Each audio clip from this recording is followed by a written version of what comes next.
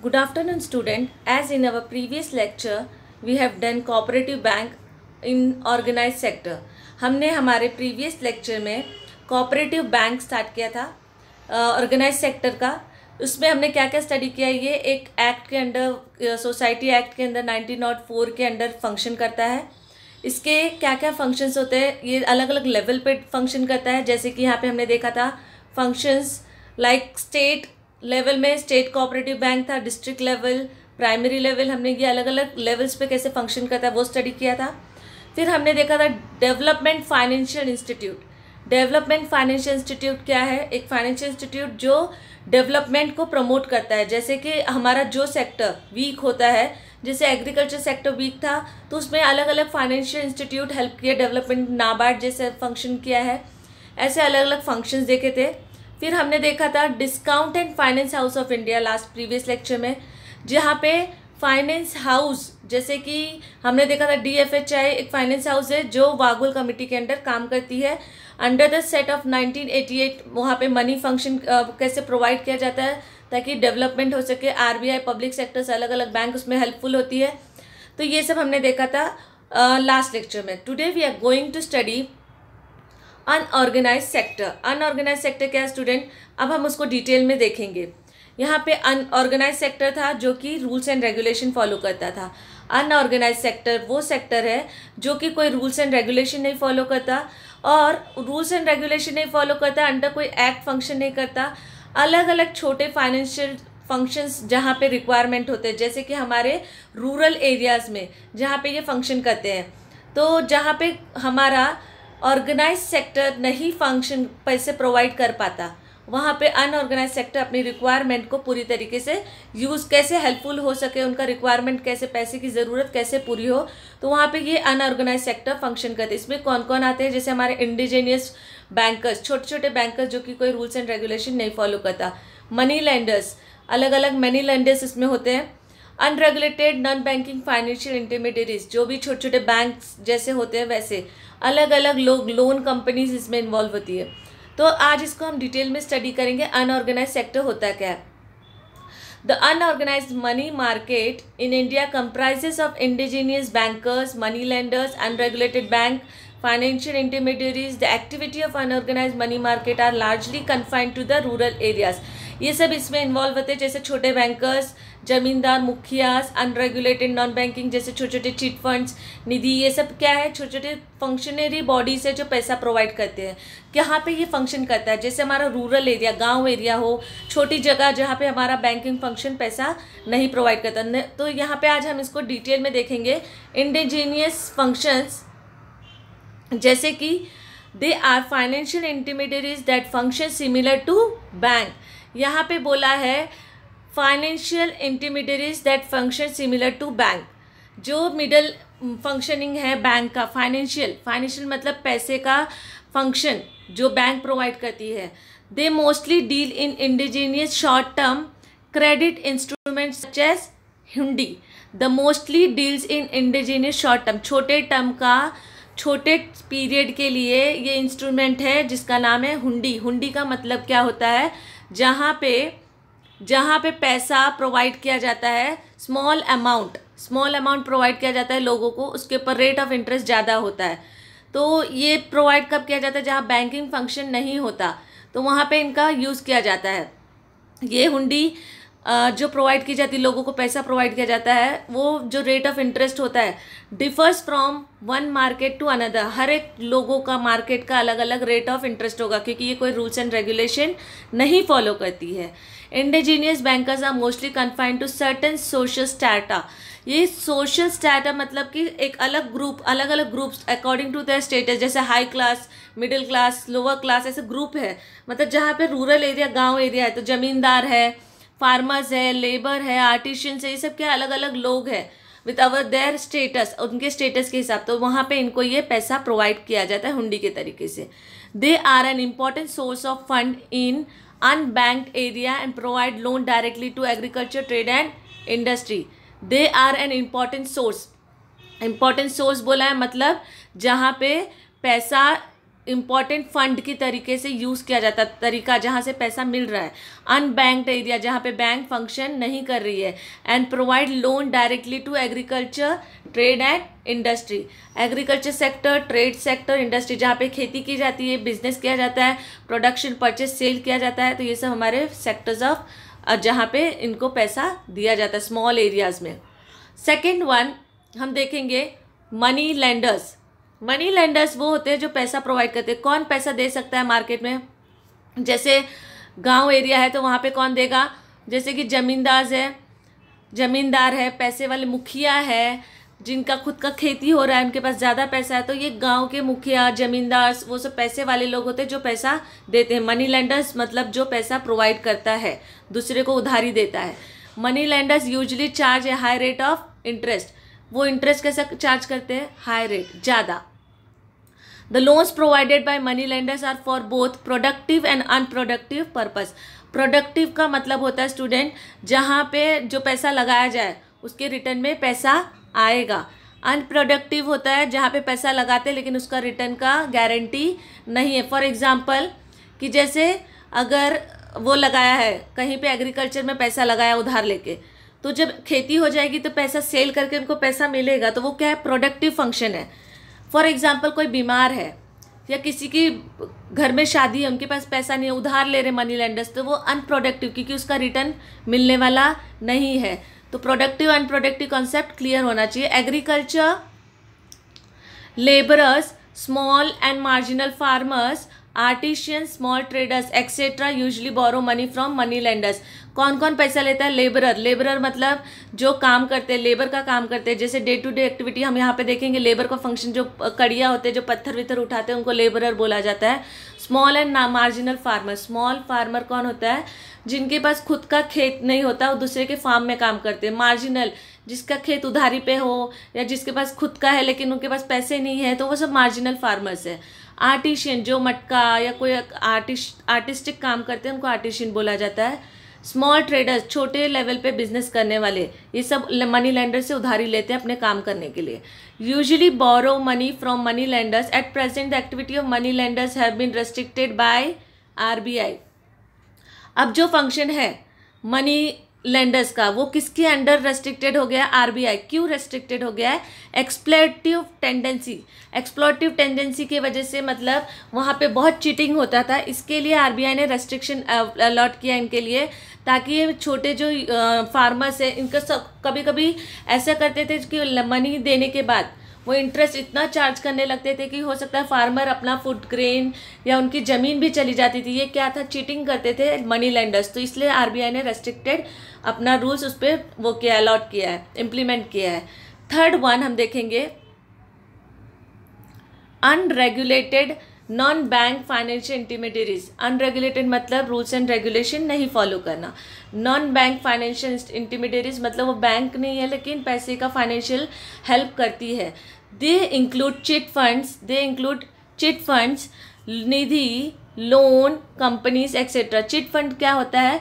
जहाँ पे लोग पैसा साथ में कंट्रीब्यूट करते हैं, ड्रॉ के थ्रू एक चिट निकालते हैं, जिसके ऊपर जिसका नाम होगा वो उस वीक का या वो मंथ का वो पैसे का वो होता है। वहाँ पे एक तरीके से जैसे BC खेला जाता है, मंथली, ईयरली, वैसे ही चिट फंड एक वो है। निधि भी एक ऐसा ही लोन फाइनेंशियल टर्म है जहाँ पे पैसे का लेन देन होता है। लोन कंपनी, जो कंपनी पैसा उधार देती है।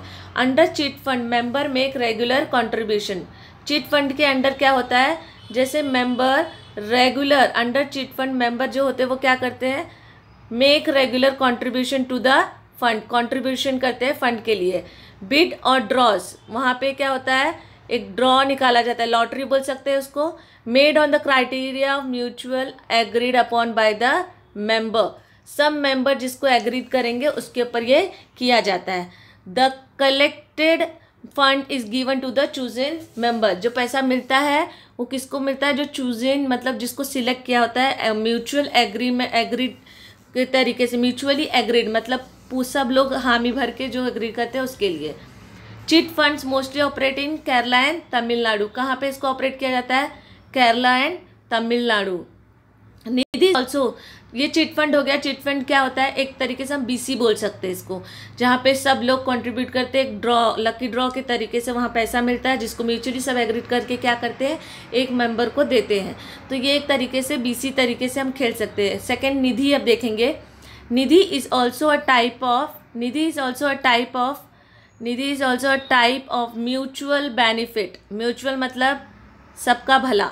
Fund thriving on the contribution यहाँ पे भी हो रहा है किसका, मेंबर्स का।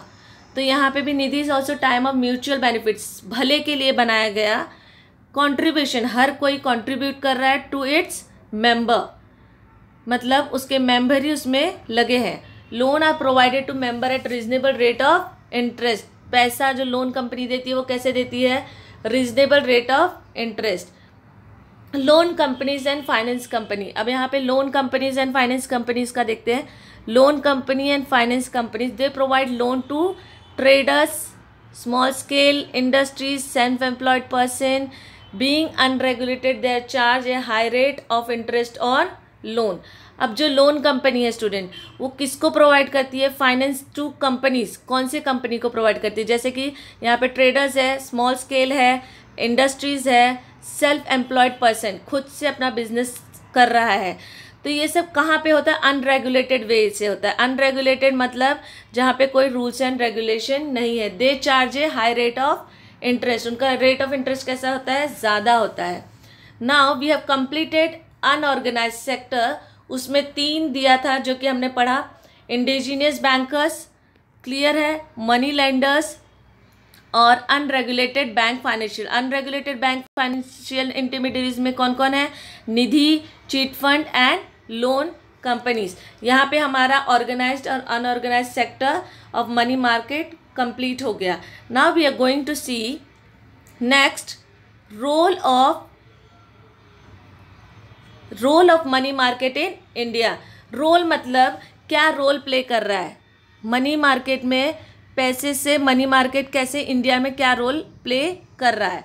Now we are going to see in detail with the help of first point, short term requirement of borrowers. Short term requirements of borrowers क्या है, short term requirement of borrowers, money market provide reasonable assets for meeting the short term financial need of the borrower at realistic price. Short term से clear हो जाएगा कि थोड़े period के लिए दिया गया है। Requirement of borrowers, short term दिया है मतलब छोटे टाइम के लिए, छोटा काम जो होगा बोरोवर्स का, उसे पैसा मनी मार्केट से लेना। अब money market provides reasonable assets for meeting the short term financial need of the borrower at realistic price बोला है। छोटे काम के लिए, जैसे कि short term money market provide reasonable assets for meeting short term financial need, किसका need है, बोरोवर का।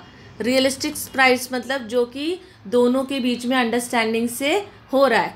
तो short term requirement of borrower बोला है मतलब छोटे काम के लिए छोटा अमाउंट लेना, दोनों के अंडरस्टैंडिंग से वो पैसे का लेन देन, यहाँ पे क्लियर है first point. Now we are going to see the second one, liquidity of management. पैसा पता है कि लिक्विडिटी फॉर्म में होता है।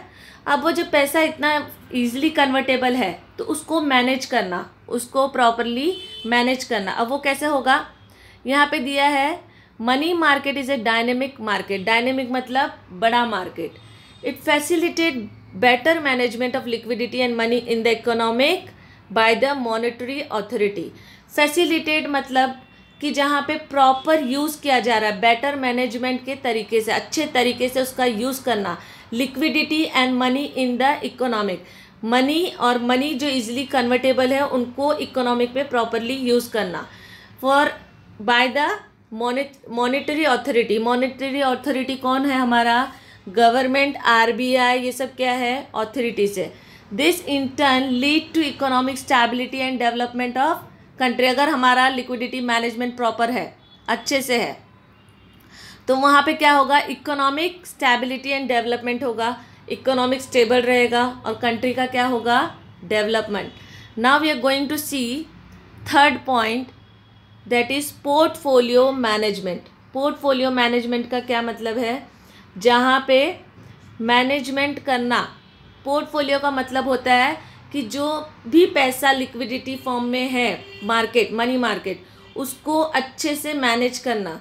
वो अच्छे से कब मैनेज होगा स्टूडेंट? जब जैसे हमारा इन्वेस्टमेंट करना हुआ फॉर एग्जांपल, और मैं उसका इन्वेस्टमेंट प्रॉपरली करूं अच्छे जगह पे, अलग अलग जगह पे। अगर जैसे कोई कंपनी है, मैं पूरा 20 फॉर एग्जांपल मेरे पास 20,000 है और मैं पूरा 20,000 एक जगह पे यूज़ करूं और वहाँ पे हो सकता है लॉस हो जाए, तो मेरा वो मैनेजमेंट क्या होगा? रॉन्ग।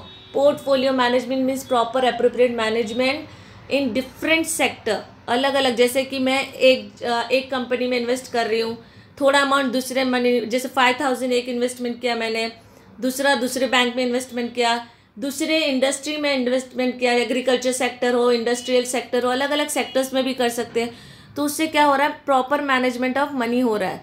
यहाँ पे दिया है money market deals with different types of financial instrument that are designed to suit the risk and return preference of the investor. यहाँ पे बोला है मनी मार्केट, जो पैसे का मार्केट है। डील्स मतलब अलग, different types of financial institute. ऐसा हमें पता है फाइनेंशियल इंस्ट्रूमेंट अलग अलग होते हैं, सिक्योरिटीज, बॉन्ड, अलग अलग शेयर्स अलग अलग होते हैं। तो that are design to suit the risk and return preference of the investor. अगर अलग अलग वो दिया है इंस्ट्रूमेंट, फाइनेंशियल इंस्ट्रूमेंट बोला है, दिया है, किसके लिए डिज़ाइन किया गया? Suit the risk and return, क्या मिल रहा है रिटर्न में? प्रेफरेंस ऑफ, किसके लिए बनाया गया है? इन्वेस्टर्स के लिए। तो जब भी पोर्टफोलियो मैनेजमेंट प्रॉपरली होगा तो हमें पता रहेगा कहाँ पे रिस्क है और कहाँ पे हमारा ज़्यादा रिटर्न आएगा। उसी के हिसाब से हम अपना प्रॉपर यूज़ कर सकते हैं। This enables investor to hold a portfolio of the different financial asset which in turn help the minimize the risk and maximize return. हमें ये सब पता है कहाँ पे रिस्क है, प्रॉफिट है, हमारे लिए बनाया गया है पोर्टफोलियो मैनेजमेंट।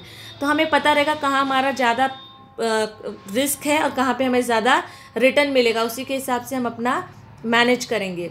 उसके बाद now we are going to see fourth point, that is equilibrating mechanism. Equilibrating mechanism मतलब इक्विलिब्रियम, मतलब जहाँ पे बैलेंस हो, हमारा जो भी वो है प्रॉफिट हमें मिल रहा है या हमारा वो बैलेंस में रहना चाहिए through rational allocation of resources. Rational मतलब properly allocation of resources and mobilising of saving into investment. जो भी सेविंग है उससे अच्छी जगह पे इन्वेस्टमेंट करना। Money market help to establish equilibrium between the demand for and supply of short term fund. Money market किस में हेल्प करता है? Establish equilibrium. मनी मार्केट हमें किस में हेल्प करता है? इक्विलिब्रियम वो करने के लिए हेल्पफुल होता है। जैसे हमें पता रहेगा, जैसे हमें पता है investment saving channel, money market हमें किस में हेल्प कर रहा है? Establish equilibrium. ये सबसे इम्पॉर्टेंट है। अगर हमें पता है कहाँ पे हमारा क्या बैलेंस करेगा डिमांड एंड सप्लाई, तो हम शॉर्ट टर्म फंड वहाँ पे ही अपना प्रॉपर यूज़ कर सकते हैं। तो यहाँ पे अगर मुझे पता है कि इक्विलिब्रियम प्रॉपर कहाँ पे वो हो रहा है, तो उसी हिसाब से हम अपने सारे फंक्शंस करेंगे। तो इसलिए इक्विलिब्रेटिंग मैकेनिज्म जहाँ पे हमारा प्रॉपर रिसोर्सेज का एलोकेशन, हमारा सेविंग प्रॉपर इन्वेस्टमेंट की जगह पे होगा, और वो हेल्प कब फुल होगा? जब मुझे पता रहेगा कौन सा पॉइंट कैसा है। So clear. Now we are going to see fifth point, that is financial requirement of the government.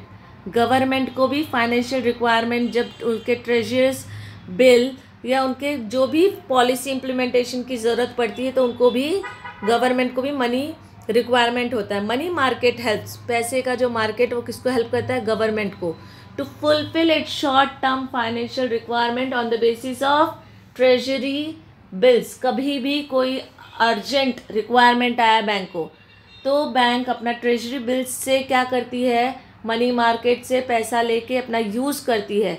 So government also need, government को भी ज़रूरत होता है शॉर्ट टर्म फाइनेंशियल रिक्वायरमेंट कभी कभी फुलफिल करने के लिए, वो अपना बेसिस पे ट्रेजरी बिल से लेती है।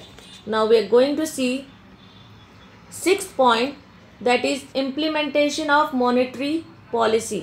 मॉनेटरी पॉलिसी मतलब पैसे के रिलेटेड पॉलिसी होता है। इम्प्लीमेंटेशन मतलब उसको इम्प्लीमेंट, लगाना, यूज़ करना।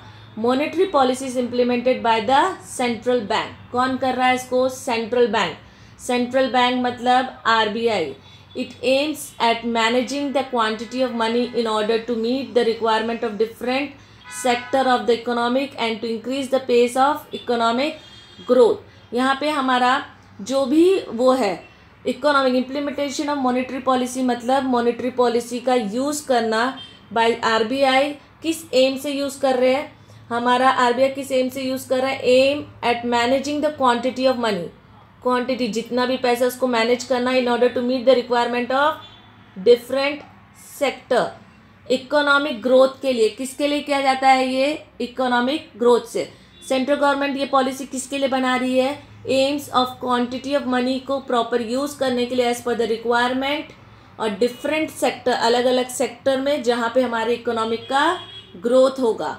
उसके बाद a well developed money market ensure successful implementation of monetary policy. A well developed money market बोला है मतलब जहाँ पे पैसा अच्छे तरीके से मार्केट में यूज़ हो सके, उसे अच्छे मॉनेटरी पॉलिसी के थ्रू हम हेल्पफुल करेंगे हमारी इकोनॉमिक ग्रोथ में. It guides the central bank in developing an appropriate interest policy. Central bank को किस में हेल्पफुल होगा, अप्रोप्रिएट इंटरेस्ट पॉलिसी. जैसे कितना रेट ऑफ इंटरेस्ट चार्ज करना है, इंटरेस्ट कितना लोगों को इन्वेस्टमेंट के उस पर वो प्रोवाइड करना है, कितना चेंजेस करना है, कहाँ पे मनी रिलेटेड चेंजेस है, वो हमारा हेल्पफुल होता है, गाइड करता है सेंट्रल बैंक को.